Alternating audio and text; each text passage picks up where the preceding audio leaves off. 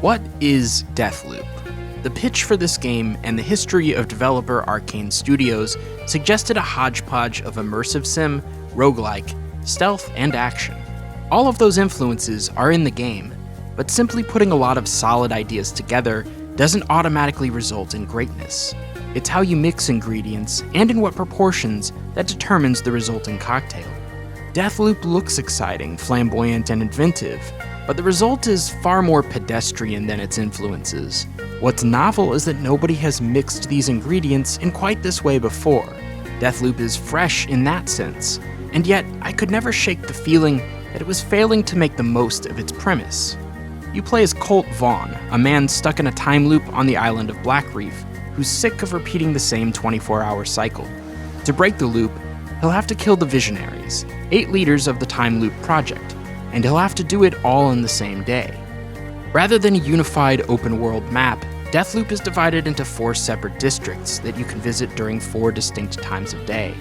Time only advances when you move to the next map, meaning you have all the time you want to explore, but limited time to travel to different districts within the same day. Maps change depending on the time of day, and actions you take earlier in the day will affect the state of the world later. With 8 targets, 4 maps, and 4 periods in which to work, you have to kill an average of 2 per quarter. Since the Visionaries move around during the day, most of your playthrough is spent figuring out where they are and how to manipulate them into position for that final perfect loop when you'll be able to kill all 8. This is a solid, inventive structure. As you repeat the loop, either by exhausting the time or by dying, you'll learn the maps, the weapons, the enemy behavior, and put together a plan for making all of it work in your favor. Deathloop is the best action gameplay Arkane has ever done. It feels great running and gunning, stealthily popping off headshots, or using superpowers partially borrowed from the Dishonored series. The lessened consequence of any given situation allows you more room to experiment with your approach. If you blow a stealth run, it's usually not a big deal, especially since you're allowed to die twice in each level without resetting the loop. That cuts down on the frustration of accidental deaths and encourages more bold tactics. This makes for a faster-paced, more action-focused game than Arkane's past titles. At first, you lose all weapons and upgrades between each loop, but soon you gain access to a currency that allows you to keep items across loops. I love making permanent progress in roguelike games, but in Deathloop, this system doesn't seem very balanced. You're fairly powerful from the start with those extra lives. Weapons, ammo, and health aren't hard to come by. If you play somewhat carefully, you can easily afford everything worth having. I don't recall a single time I had to make a difficult choice between items, and even if that had happened, I would have been just one loop away from having another chance, because the best weapon drops are fixed rather than randomized. Deathloop is front-loaded with a lot of explanations of its systems. Most of it is warranted, but I felt like my hand was being held more than necessary. Eventually, the game announces that the hand-holding is over and you're on your own now. From there, I expected things to open up, to really let me dig into the depth of the systems and levels in front of me. But as I continued playing, I didn't find the amount of depth I expected, and despite what it said, the game never really stopped holding my hand. By the time I wrapped up Deathloop, I didn't have a sense of accomplishment and mastery from overcoming a tricky series of challenges. I didn't feel like I was pulling off some amazing plan. I felt like I was connecting a bunch of preordained dots laid out for me by the developers. That's true in a lot of games, but good design and engaging play can obscure the artifice and invite the player into a co-creative role with the game makers. The illusion that I'd done the work to cleverly decipher a way through was completely non-existent for me at the end of Deathloop. There are 2 main reasons for this. 1, instead of letting you figure out how to break the loop for yourself, it leads you step by step through quest lines that ultimately arrive at the one perfect solution. That's the other major problem. There's only one solution. It's not that Deathloop is an uncreative game. On the contrary, the developers show incredible creativity with the structure and setup, but there's little creativity left over for the player to own themselves, at least at the macro level. Player creativity and expression is relegated mostly to the moment-to-moment play. Prior Arkane titles had the possibility of lethal or non-lethal runs. There were significant narrative and role-playing choices throughout that affected your overall experience. There were real opportunity costs to your decisions. that's not the case here. In Deathloop, your choices don't matter, or at least they don't have much weight, because you'll be back in the same scenario again before too long, and you'll make different choices next time. None of them really stick. They all lead to more or less the same outcome anyway. There's only one real narrative choice in the game, and that comes at the very end.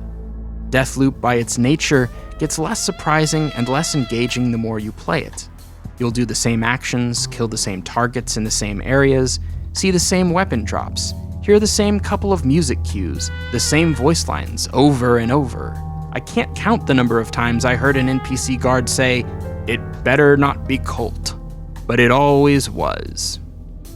All games are built on a combination of repetition and variation. Repetition can be a good thing if it's player-initiated as a way of poking and prodding at the limits of a game. But if repetition with little variation is an intended, required part of the game, I look at that a lot less charitably. Deathloop has too much of the latter and not enough of the former. Once you find an optimal path, a favorite set of powers, guns, and buffs, there's not a whole lot of reason to deviate.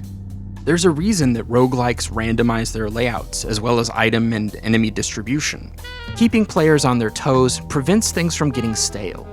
This game needed more variety, or more mechanics to shake up the repetition. The only random element throwing a wrench into your plans is Juliana, a rival assassin bent on hunting you down. If you're playing online, she's controlled by another player, which is much less predictable than her AI routine. You never know if the player you're matched with will be aggressive or stealthy, whether they know the map or they're counting on superior shooting skills.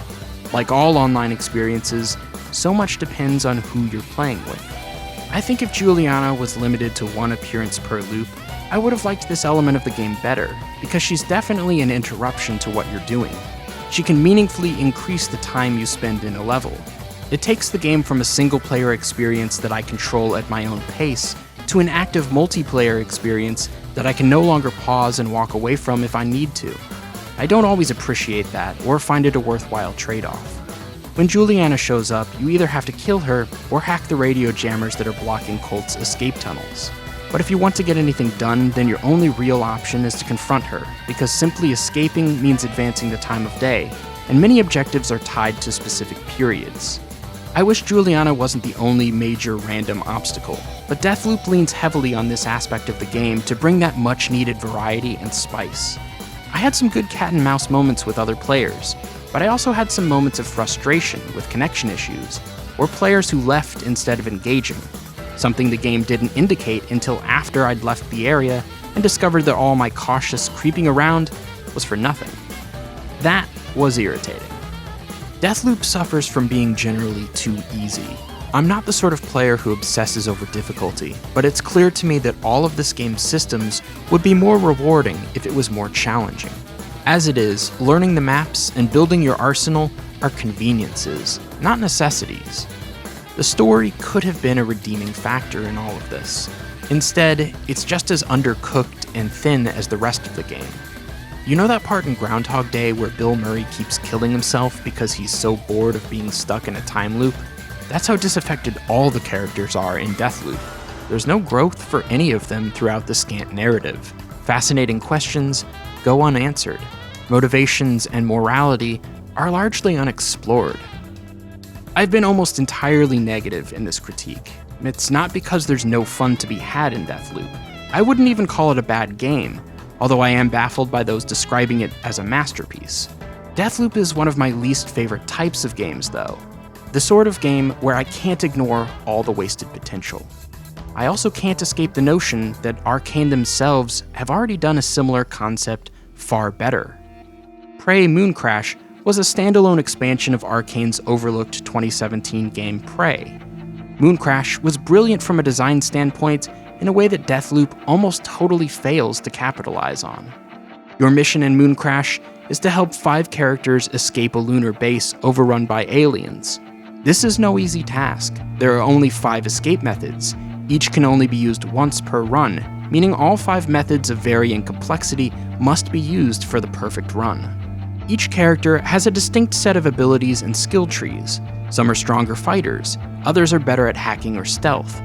If any character dies, you'll be unable to beat the game on that run. although you can keep playing to level up remaining characters with persistent upgrades or make new discoveries before resetting. Although the map is fixed, elements within change from run to run. Sometimes a door that's open in one run is locked in the next. Sometimes fires or radiation leaks get in your way and force you to reroute on the fly. As you acquire upgrades and better equipment, the enemy presence grows more dangerous, and the lunar base more unstable. All of this amounted to a tricky puzzle, one where knowledge of the map, the characters, the enemies, and the mechanics all had to be considered and strategized through. As in Deathloop, you're meant to learn through repetition, but Mooncrash is cleverly designed to keep things from getting tedious. It's far more open-ended with its solutions, and the game tells you very little explicitly. It trusts players to figure things out and come up with a winning strategy. As a result, Mooncrash is engaging throughout.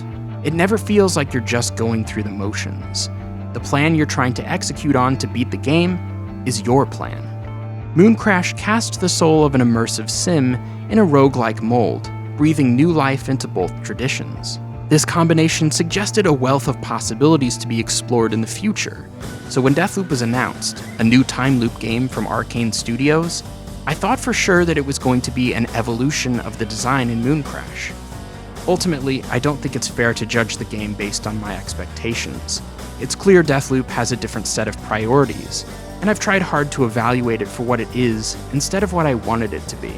It didn't need to follow in the footsteps of Mooncrash to be great, but it needed to do more to excel as an action game and live up to its own premise. I'm glad that Arkane tried something new and different. Developers shouldn't have to get stuck making the same type of game if they don't want to. But for those of us who value this developer for how they've championed the immersive sim, Deathloop is a step in the wrong direction. Lots of studios make great action titles. Few make games with the level of craft found in Dishonored and Prey. Unfortunately, Deathloop is neither.